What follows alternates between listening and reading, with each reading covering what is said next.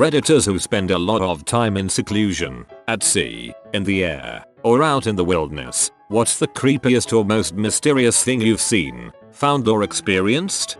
I would not say totally in seclusion, since I live with my family, but our house is in the middle of nowhere, surrounded by woods. During hot summer nights we sleep with the windows open, just the bug screen between us and the great outdoors. Deer and elk sometimes bed down right outside the bedroom window because predators will not come that close to the house. We are used to hearing elk snores. Yes, they do snore, and deer wheezes in the middle of the night. This one dark summer night though, we were woken up by something that sounded like a gibbering, demented child. It paced around the house, and we could hear the dry grass crunching right outside the window. The thing moved on after a while, but the weird, semi-human noises it made were unsettling to say the least. We found out later that it was a porcupine. Look up porcupine sounds on YouTube. Everybody says they sound adorable. Not so adorable in the middle of the night when you have no idea what is making those sounds. Moved to the middle of the woods 5 years ago and love it. Was shocked awake, my wife and I, by the sound of a woman screaming outside at 1 AM. Almost dialed 911. Turned out to be a fox marking his territory. Stupid fox nearly made both my wife and I crap ourselves. My dad claims he felt a nuclear submarine go under him while windsurfing off of Hawaii. Apparently, it sounded like someone held down a bass pedal to an organ for about 30 seconds. Have experience with submerged boats under me. They can emit a powerful bass hum from the propeller as they're under you. Your dad is probably correct. Plenty of submerged nuclear submarines in the area, both transitioning Pearl Harbor and normal surveillance of the islands. I was living in a thatched cottage in the English countryside, a long way from anything. It was a distinctly eerie place. One night I was sitting at a big oak table in the middle of the room writing. By my pad there was a largish landline telephone. I noticed movement in the corner of my eye and turned to see the telephone moving slowly across the table of its own accord. It moved a few inches then stopped. I stared at it for a while, then it started again, slowly moving away from me, then stopped. I was getting distinctly spooked. Over the next 10-15 minutes I sat there watching the dang thing move a few inches then stop, as though thinking about it, then start moving again. Finally, I rose carefully and backed away from the table. When I got far enough away so I could see under the table, I could see what was happening. A large yellow toad was trying to climb up the wire leading to the phone. However, when it got a few inches off the ground, the weight of the toad was pulling the phone across the table and the toad slid back down to the bottom. Kind of an adorable ending to what started out as a spooky story. A suitcase, in the middle of the woods. No one close by. Of course I had to open it. It was literally filled with crap. Apparently someone was trying to keep their crap together but then lost it in the woods. This happened to my cousin while camping in Maine. He decided to settle into his tent for the night. He was woken up at around 2 AM by footsteps just outside his tent. Whoever it was paced out there for at least an hour. My cousin just waited until they left, and left immediately. He doesn't camp alone anymore. This happened to a group of my friends and I. We were camping on an island and heard footsteps for hours, and the next morning we found a truckload of footprints. About 3 years later, another group of friends admitted they paddle boated out there to frick with us. The organ blower intake in the church steeple. Every week, the sexton removes about a dozen bats who get sucked into the organ blower intake filter. People say there are bats in the belfry. No matter how creepy, it's true. They live there and fly around at night in the empty church, where I'm often alone, practicing in seclusion. Just the organ, bats, and myself. Creepiest place I've ever been alone was programming lights for a play in an old opera house that is over 100 years old. Europeans don't give me crap. That's old in America and is supposedly haunted. Just me, and a bunch of lights I had to keep turning off. An organ playing would have made that so much creepier. I used to live deep in the Santa Cruz Mountains and often hiked and camped there growing up. As a teenager I went hiking on a secluded trail, and as I often would, I'd take a nap on a sleeping bag I'd bring and take off my shoes and dip my feet in the creek. One day I woke up and my shoes were gone, and in their place was a pile of rocks. I still cannot explain that one and it still freaks me out. I moved back when I was 25 and rented a small cottage on a very large property far up in the mountains of Bonnie Doon. It was really rural and secluded and pitch black at night. I'd often hear screams of coyotes in the distance. We had some cats on the property that were friendly and one had a litter of kittens. They were really cute and I would take them in and feed them. There was a point where I was all alone on the property and one morning I came out and one of the kittens was laid across my doorstep, dead. No trauma, no sign of anything wrong with it. It wasn't even cold enough for them to freeze. The little kitten I had played with the day before was dead. This happened for a week until all the kittens were dead and laid somewhere near my door in the morning. I was terrified. Soon after things started disappearing from my cottage. I ended up leaving pretty quickly. I never felt a sense of ease in those woods. They scared me my whole life and I don't know why. One last creepy Bonnie Doon story. I was driving down to town, a good 20+ minute drive, around 4 in the morning and out of nowhere a mountain lion that was bigger than a grown man leapt out from the mountain onto the road as I was driving and it was the biggest cat I've seen in all my life. And of course I hit it and it splayed out, and my car at the time had some issues and was known for stalking out. There I am looking right at this peed off scared lion unable to get my car to start back up in the pitch black on an empty mountain road in the middle of the woods. I had to call the authorities but somehow the mountain lion slinked off into the woods and my car decided to start. The sheer panic I felt was insane. Was hunting behind my house as a teenager. It was a quiet morning, just barely daylight, no wind or anything. I was sitting behind an old fallen oak tree, watching the squirrels play, and all of a sudden the squirrels were gone, just out of nowhere. I knew that usually means that a predator is around. Coyotes were pretty bad that year so I prepared myself to shoot a couple. Senses up and eyes on the lookout, I see something move way in the distance. So I eased my rifle up getting ready and that's when I heard it. An extremely high-pitched scream, sounded like a woman getting murdered, coming from the area that I saw something move. I didn't know what it was at the time but I was terrified. I looked out through the trees and saw what it was. About 75 yards away was a big black cat of some sort. It looked huge even from that distance. I took my rifle off safety and sat there watching it. I didn't want to shoot it for I didn't know if it was legal or not. I watched it for what seemed like hours listening to it growl and grumble, trembling the entire time. It finally disappeared deeper into the woods and I noped right on out of there. Told my dad who then called the game wardens. They said it sounded like a black spotted leopard. I'm not 100% sure. That's the only time I've seen it. We heard it screaming one night a couple of years later but after that nothing. South Pole winter over here. Occasionally my bed will start rocking back and forth in the middle of HTE night with no apparent explanation. No heavy equipment is running. No washing machines. No accompanying noises etc. Just starts swaying back and forth. Also some people believe the station is being haunted by the guy who died here a few years back although I have never witnessed any of the alleged creepy stuff they have seen.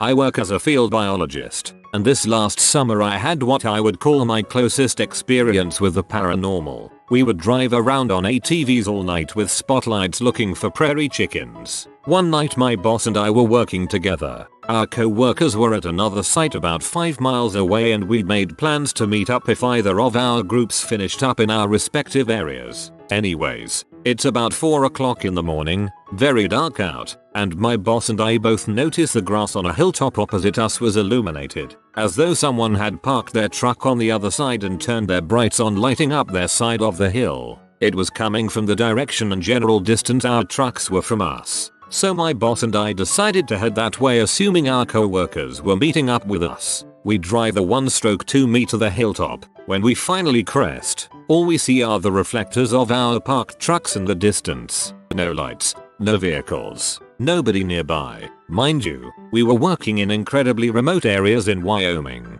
The roads in and out were treacherous. There's no possible way someone snuck a truck in and out to spook us without us seeing them. This was prairie. We could see everything around us for miles. We saw that light, but now it was nowhere to be seen.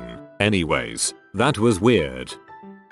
Went backpacking with 3 of my buddies in 1997 during summer break. We usually stick to the local state parks land trusts. But this time we wanted to do a 3-day trek, so we went to a larger, more rural state park. Now this was before Blair Witch, but the trail we chose looked a lot like the forest it was filmed in. The trail hadn't been blazed in a while and we actually managed to lose it a few times while looking for a suitable place to camp. The site we chose backed up to a small rock wall and sheltered us pretty nicely. It was August in Alabama, but the temperature in our little valley dropped surprisingly low, so we decided to set our tents a little closer to the fire than we normally would. We all hit the sack after some dinner and the mandatory fart competition. About 2 hours later, I hear what I thought was one of my friends chomping on one of those loud ass granola bars, so I yell out, "Shut the frick up, Jeff." The sound stops, but I can now hear that Jeff was snoring. So who what the frick was making that noise? I didn't hear it again after waiting a few minutes and figured it was a deer or large rodent having a midnight snack near my tent, and I went back to sleep. About an hour later I practically jump out of my skin when the cries of a banshee or a woman being murdered filled the forest. At this point in my life I wouldn't have said I was an expert outdoorsman, but I had definitely spent a fair amount of my life outside during the day and night, and I had never heard anything as terrifying as that. One of my friends flew out of his tent panting and yelling at us to wake up and get our boots on. He thought it was a woman or child being tortured and we needed to help. Jeff was still snoring loudly, so he didn't hear or care. I calmed myself down, put my boots on, and got my flashlight out. We stayed close to camp, shining the light up and down the trail, all along the rock face, and towards the stream. Nothing. Then I shined my light up in the tree, because I don't know why, and there's a rather large shape about 50 feet up. I couldn't see his full outline, but I could see the shine of its unblinking eyes. We don't have mountain lions here, but bobcats are pretty common, and it isn't entirely unheard of to have bear sightings in rural forested areas. I whispered over to my friend to shine his light up too so we can get a better look. As he did, the thing bellowed out its banshee shriek again and basically petrified both of us. This time I successfully managed to wake Jeff up, who stumbled out of his tent in his boxers and started to scream like a little girl covered in icky spiders. His scream scared off whatever this thing was from its roost, and that's when we learned how fricking up the screech owl's name is. Frick you bird. Mine is short, but I like telling it. I was hiking in the Barrington Tops, Australia, NSW, Google it, and stopped at a place called Dead Horse Swamp. Lovely sight. Got a drop toilet there, which is a luxury, and a waterfall nearby. Cut to nighttime and I had downed my fire since it was bushfire season so I could go to sleep. Cut to a few hours later and I hear rustling and grunting. Thought it might have been a kangaroo or wallaby and shrugged it off. I had stored my food and supplies in the toilet block, which had a lockable door so it couldn't attract animals, but I figured they must have smelt something. The rustling continues and I hear grunting and shuffling. So being the coward I am, I freeze in my tent and pray that whatever it was doesn't come near me. Well, it did, and I hear this loud heavy breathing and grunting followed by heavy footsteps, and at this point I'm shaking in fear. I start praying to any god that'd have me and remain as still as I could. The thing went to the opening of my tent, which had a flimsy little zipper to keep whatever it is outside, and stopped. So I did what any grown man who is fearing for his life does, and I scream my freaking lungs out. I hear a stampede of feet run away from the tent and the rest of the night is quiet. I stayed up all night and as soon as dawn hit I made my way to my car and got the frick out of there. Probably was a pig or boar, but god dang did I think it was Ivan Millard coming to skin me alive.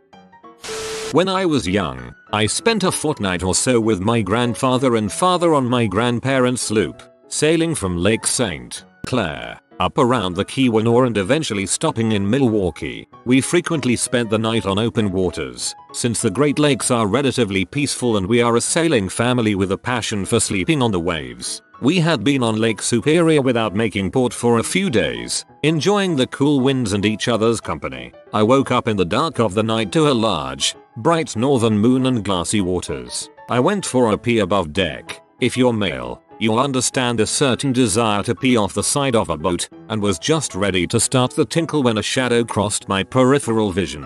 A small boat, maybe 14-16 feet, open cabin, jib and main sheet, both laying loose on their lines. If you're into small sailboats, I'd make it a pintail or buccaneer. Everything looked shipshape, no tears in the sheets or hull damage that I could see, but it was empty, as far as I could tell, just adrift in the middle of Lake Superior. By the time I had roused my father, it was out of sight. He thought I had dreamt it up. There's a lot of ghost stories and sailors' tales in that area, and we had shared a good amount over the past week, but I know what I saw. I was hunting in a forest during gun season in Michigan in the early 2000s. My spot was the far edge of a swamp. To get to it I walked a trail that sort of cut through the middle past this huge gnarled dead tree. Its limbs curled like a dead hand reaching towards the sky. It was straight from a horror movie. This particular morning the fog was out but not horribly thick. I reach this tree and I'm panning the flashlight looking out over the swamp. I see this tall black shadow running through the swamp. It looked like a humanoid figure and faded after a few seconds. I scream at the top of my lungs as I see this figure and then nothing. I reach my cousin who was 100 yards away on the FRS radio and he said he never heard my scream. After grad school I moved into a house that my grandparents owned in rural East Georgia. They would visit every once in a while, but 4 weeks at a time. I was completely alone. This house is in the literal middle of nowhere and is on about 20 acres or so surrounded by woodlands. The property is at the end of an easement, off a dirt road, off a rural paved road, off of a state highway. I had a few neighbors, but the nearest house was over a mile and a half away. I wake up one morning to go for a run down the easement to the dirt road when I notice a set of unique, approximately size 10 footprints going towards my house. I followed them all the way to the carport where they disappeared either onto the concrete or the grass. No one, other than me, had been at the house in almost 2 weeks. It had rained a few days earlier, which meant the tracks were discernible and relatively fresh. The door was locked and I was ready to run, so I decided to backtrack them to see where they originated from. I followed them 0.6 of a mile down the easement. I followed them 0.8 of a mile down the dirt road to the intersection of the paved road where I lost the trail. They were definitely a one-way set of prints that ended almost a mile and a half down the road at my carport. I began to freak out. I called someone and let them know what I found in case I went missing. I returned to their vanishing point at the carport and attempt to track them through the grass. I'm not a skilled tracker by any means, but I hadn't cut the grass in a while and thought that I could follow them. Turns out I could. They went down the property line and into the woods. I followed them about 20 feet until I came to the creek that runs along the southernmost property boundary. The footprints clearly walked through the mud and into the creek. They didn't come out the other side. I checked up and down the creek side and couldn't find an exit point. Judging from the path the person took, they knew where they were going. There were no stopping points. There were no deviations in the direction, no moves in either direction and no zigzagging. They walked from the paved road in a single direction down a dirt road and down an easement, along the edge of my house, down the tree line, and into a creek. Also, did I mention they were barefoot?